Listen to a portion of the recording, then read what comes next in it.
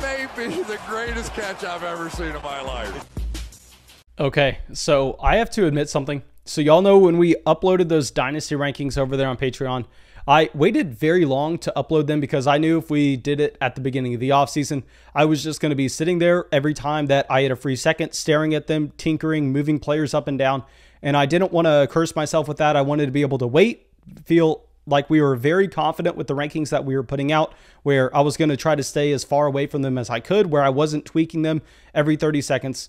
Well, I can't help myself. We are going to continue to stare at those for every waking second that I have, move players up and down. And there have been a few players that we have moved. Now, of course, these haven't been drastic changes just because they were very close to what I eventually want them to be. But yeah, we've been moving a few players up and down. What's helped a lot is our 2021 draft guide that we are doing for redraft leagues, and understanding how you can use this upcoming season's projections and go through and try to establish what some long-term dynasty value trends may be. So yeah, that's helped us doing some deep diving on really every single player in the NFL, writing chapters on them. So yeah, let's dive in. Let's talk about these changes you may have seen with those rankings over there on Patreon. And of course, before we get into it, go down there, drop a like, subscribe to the channel if you have not already. And of course, if you have any opinion on anything that I say in this video, it doesn't matter if it's as simple as, Mason, you're stupid. Mason, you're looking ugly today. Mason, nobody cares what you're talking about. If that's your opinion, let me know in the comment section, because your opinion is just as valuable as mine. But yeah, let's dive into it. And the first player that we moved up these rankings is honestly a pair of teammates. This is going to be Laviska Shenault and DJ Chark. So this was not only done with us doing the research for the draft guide, but also it was for us going through and actually doing those real life dynasty drafts through Patreon with the flock. And honestly, I think that's kind of the best way where you can come up with your own rankings if you're wanting to create your own ranking list. Is just continue to participate in as many startup drafts as you possibly can, because you'll be placed into real scenarios. You'll be placed into real spots where, yeah, I'm sitting here, I'm on a live stream, I'm trying to make a draft pick, I'm looking at my rankings on this side, I'm looking at the players available on this side, and I have two little voices in my head. I got this voice saying, well, Mason, why are you considering this player here? Look at where he is on your rankings. And then the other one is, Mason, this is the guy you want. This is the guy that should be here. So usually we go with the second voice. We go with the guy that we are staring at, and the rankings may not reflect that. And that's kind of what happened here with Laviska Shenault, where, I mean, in our last startup draft, I was going, you know what? We are too low on this player. So we now have DJ Chark and Laviska Shenault ranked as our 24th and 25th wide receivers in Dynasty.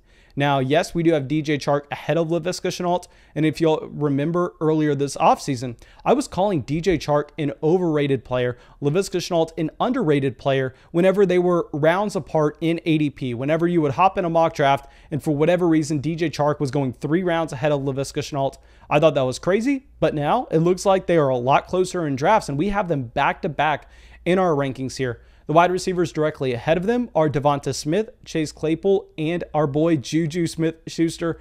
And the wide receivers directly behind them are Jerry Jeudy, Courtland Sutton, and Deontay Johnson. Now, they are all in the same tier. They're all in tier 5. So if you want to make an argument for any of those wide receivers being ranked ahead of each other, I think that's completely fine. And if we go through right now and you look at Laviska Shenault, this is a wide receiver that, yes, finishes as the wide receiver 50 in points per game last year. But I mean, it was in the worst context possible. He was playing on a team that literally had no aspirations to win. This is what we were talking about with why we were saying to sell Gardner Minshew going into the season last year, because you saw every move that this team was making, trading veteran players that were team captains for literally third-round draft picks just to get the contracts off the books, cutting Leonard Fournette just so you don't have to pay these guys when you have no aspirations to win that upcoming year. So clearly the Jacksonville Jaguars were tanking, and it's nearly impossible to actually try to take what Laviska Shenault did in his rookie season in that context and try to project that going forward. Now, what we need to go back and we need to look at is actually the rookie prospect that he was coming into the league. And Laviska Shenault had a great prospect profile. He was extremely productive in college. And we have said this so many times before, but if you look up his athleticism, it really does not show the type of athlete Laviska Shenault was, because he was injured at the time of the NFL Combine. Anybody who knows anything knows that Laviska Shenault did not run that 40-yard dash. Laviska Shenault did not post those athletic measurables with accurate standings. No, I mean, he is way more athletic than that. We saw that with high school testing. You see that with on-the-field speed. So kind of ignore that. Look at the production. Understand that this is some freak athlete. Used a ton in the Wildcat. Used a ton in jet sweeps. Literally every chance that Colorado got to give Laviska Shenault the ball, I mean, they did that. And now on the case of DJ Chark, I mean, we actually just recorded a video for the main fantasy football channel that's going to come out in a couple days where we kind of break down how impressive DJ Chark was his sophomore year. I mean, with DJ Chark, this is a wide receiver that averages 15 points per game. I'm going to keep this brief because we're going to dive into this in depth on the other channel. But if you take out the 2 weeks where he was injured, I mean, he was the wide receiver 8 in fantasy on a points per game basis, scoring more fantasy points per game his sophomore year than both Allen Robinson and Tyreek Hill. Now, I know a lot of people are going to be saying, but Mason, you need to have Courtland Sutton over DJ Chark. And that is nonsense. That makes no sense at all because Courtland Sutton's best season ever in the NFL, he was the wide receiver 28 on a points per game basis. DJ Chark has less target competition. DJ Chark has a significantly better quarterback, and Chark was more productive at a younger age than Courtland Sutton has ever been in his entire life. So don't give me that argument. I mean, like I said at the very beginning of the video, that I wanted to hear your opinion. If your opinion is that Courtland Sutton should be ranked higher than DJ Chark, no, literally take that opinion, and instead of putting it in the YouTube comment sections, look for the closest window around you, open the window, and throw it out the window because it literally makes no sense at all. So those are going to be our first two risers in these rankings. They stayed in the same tier that they were in, but we definitely had to move them ahead of those Denver Broncos wide receivers. Now, our next guy we are going to be talking about, this was another mistake that I made in a Flock Patreon startup. It's going to be T. Higgins. So we're going to keep this brief because I talked about T. Higgins a lot over the past few weeks. And what's surprising is you've actually seen his ADP rise in redraft leagues. Not saying that's because we talked about him. Of course, everything is way beyond that. We have such a small audience to actually change ADP. But anyway, with T. Higgins here, I mean, the mistake that we made, and I covered this in depth on a video on this channel, is we drafted Mike Evans over him, which was so bad because you go through and you look at T. Higgins, and yes, of course, Jamar Chase coming in is going to impact his ceiling. And we had to move T. Higgins down from where we had him before the NFL draft. But in the case of T. Higgins, this is a wide receiver that if you look at the starting weeks by both Higgins and Joe Burrow aligned, you have 7 to 8 starting weeks. Keep in mind, this is off the top of my head, so maybe it's 7, maybe it's 8, regardless. It's a large sample. It's about half the season that you had both of those players starting, and you had T. Higgins as a top 10 wide receiver in points per game. So I know you look at the total season numbers, you look at the fact that he was wide receiver 40 in points per game with 56 receiving yards, 6.5 targets, and about 0.4 touchdowns a game, and you don't necessarily get that excited. But if you go and you just focus in on those Joe Burrow games, and you also look at the fact that A.J. Green, Giovanni Bernard, both leaving this offense, opens up so many targets to be available for Jamar Chase, I think T. Higgins is still a great wide receiver in Dynasty. I mean, we moved him up ahead of those veteran guys that were ahead of him in Keenan Allen, Amari Cooper, and Mike Evans. And of course, for a redraft league, you prefer those guys. But this is Dynasty here. T. Higgins is a 22-year-old wide receiver who's a great prospect coming out of Clemson, gets drafted with the first pick in the second round. So yeah, T. Higgins, I know Jamar Chase is coming in. Jamar Chase we have as our wide receiver 10 in Dynasty, 7 spots ahead of T. Higgins, even though you're going to find with those redraft rankings posted very soon that T. Higgins is actually someone that I think is going to outproduce Jamar Chase this upcoming year. But yeah, Higgins at the 17, I do really like. Now, another wide receiver that we had to move up is going to be Rashod Bateman. And this is a big problem that I have with the rankings. And please let me know what y'all are thinking about this, because I'm going to be completely honest. Back when I used to make rankings and not post them, because, you know, I just used to play in a ton of Dynasty leagues. I used to not make videos when we were playing in 10 to 12 Dynasty leagues. And I was going through having to use my own rankings to make trades across all my leagues and going through and trying to make the best set of rankings that I could to make sure our trades are accurate. How we did a lot of those rankings are, of course, my own personal evaluations, but I also had a great understanding what the Dynasty trade market was and understanding what my league mates thought of player value. So that impacted the rankings a lot. And now that we're putting out our own rankings, I have a really hard time trying to balance the two in terms of going with just my personal takes and going with what league trade value is. Now, maybe in the future, I can do something where I post 2 lists. I post just my rankings with nothing in mind in terms of how your league mates are going to be valuing players. And I also post my rankings with league values kind of baked into them. Now, in the case of moving Rashod Bateman up ahead of guys like Rondale Moore, Kenny Golladay in a completely different tier, we actually moved him in the same tier of both Jalen Waddle and Elijah Moore.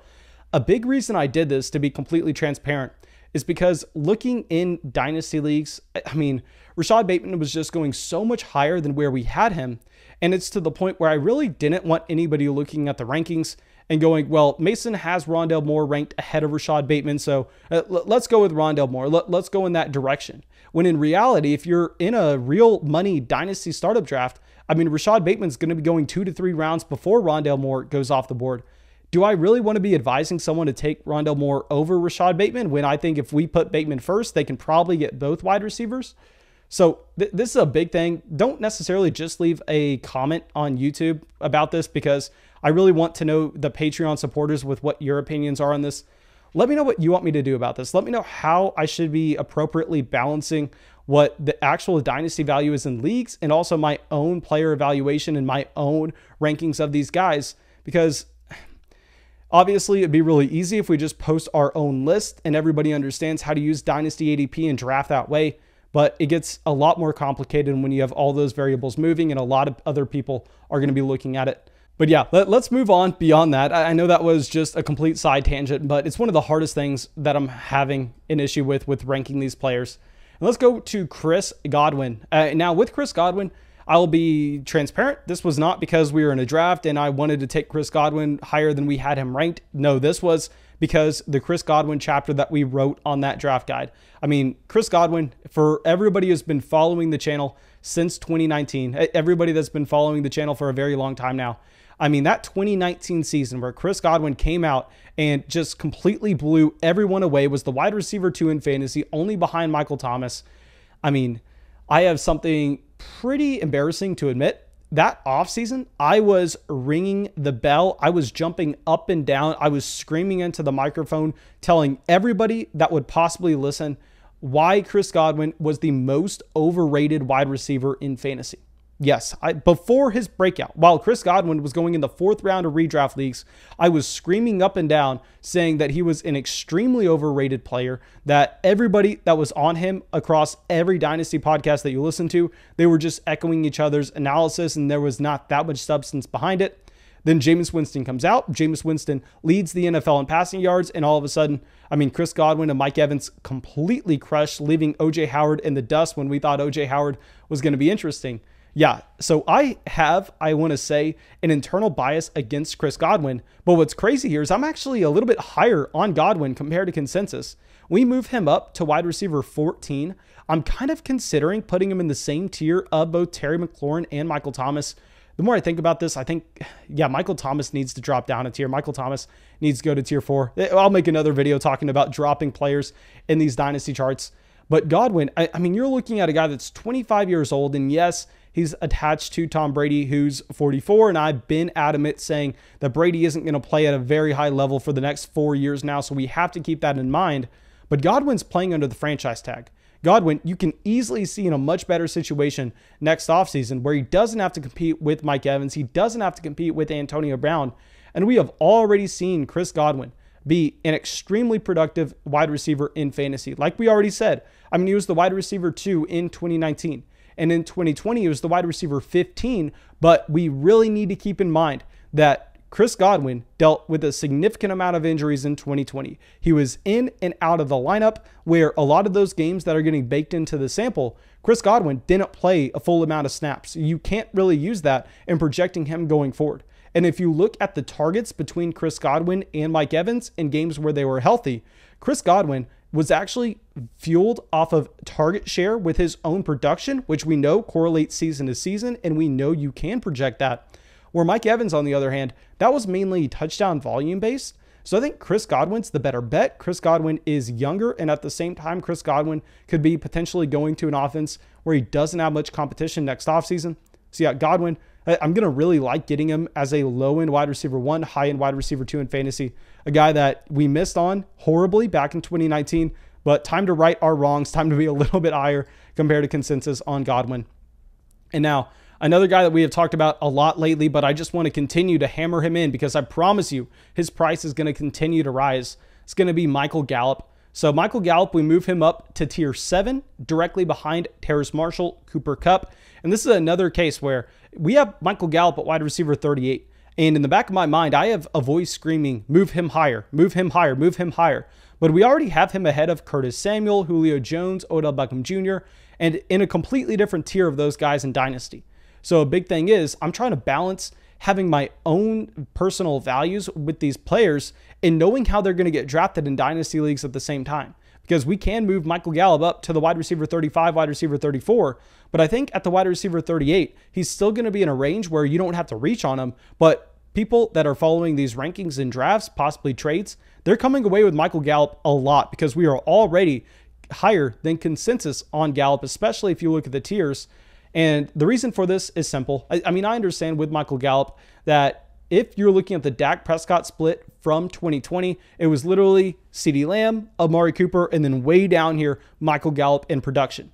But beyond that, if we take a step back, if we try to remember the greater picture with a larger sample, in 2019, with a full season of Dak Prescott, and yes, no, CeeDee Lamb was there. CeeDee Lamb changes everything. But regardless, we had a full year where Michael Gallup, as a sophomore, came out and he averages more targets and more receiving yards per game than what you had with Amari Cooper in that same offense with the same quarterback play. And that's significant here because with Gallup, I mean, you're seeing him trying to go to a new offense in 2022. And why we are trying to address that 2019 season is remembering how good of a wide receiver Michael Gallup is. I think you have to give him so much credit for being able to essentially outproduce Amari Cooper when Michael Gallup was playing in his second year in the NFL. And now if he's going to a better situation next offseason, I mean, who's to say that he's not a wide receiver 1 for his own NFL team and he can't come out and be a wide receiver 2 in fantasy? He's already done it as a sophomore. I think he can get back there. And even if he doesn't go to a new team, I mean, Amari Cooper doesn't have much guaranteed money on that contract. So possibly the Dallas Cowboys decide to sign Michael Gallup at a discount, cut Amari Cooper, save that money, and roll with Gallup and CeeDee Lamb going forward. But thank you, my dudes. I really hope y'all enjoyed this video. And of course, if y'all did, go down there, drop a like, leave a comment, subscribe to the channel. But I'd imagine everybody watching this is subscribed by now. And yeah, that's it. Have a great day, guys. Thank you so much for everyone joining the flock in Will, Wesley, Ethan, Sabres, Jonah, Austin, Andrew, Doug, Brandon, and Adam. Thank you so much, my dudes.